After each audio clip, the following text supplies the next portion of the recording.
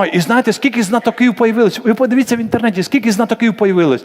Вони всі експерти стали про одну церкву. О, вони всі експерти. Про другу церкву. Я давав питання-відповіді тут.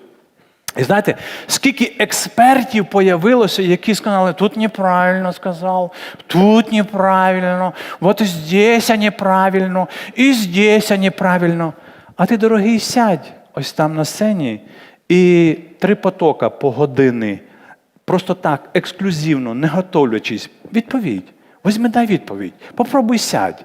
Ти попробуй сядь і проповідуй 39 років без перестанку свого служіння.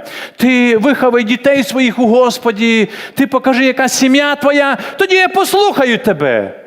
А що ж мені слухати тебе? Знаєте, вибачте мене, будь ласка.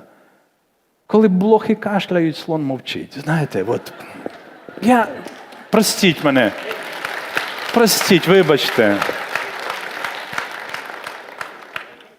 Вибачте, будь ласка. Тому, дорогі, не реагуйте на ці речі ніде. О, дехто з наших членів церкви переживають, нашого пастора поносять. Не переживайте.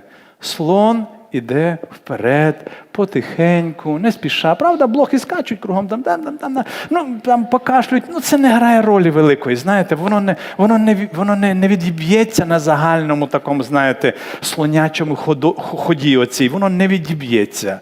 Слон дійде туди, куди його покликав Господь. Амен. Я не про себе це говорю, як в загальному, браті і сестри. Це притча. Це притча, бо зараз, бабон, себе прийняв слоном, нас обозвав блохами. Я сказав притчу, я нікого не обзивав. Абсолютно. Во ім'я Ісуса, во ім'я Ісуса. Амен.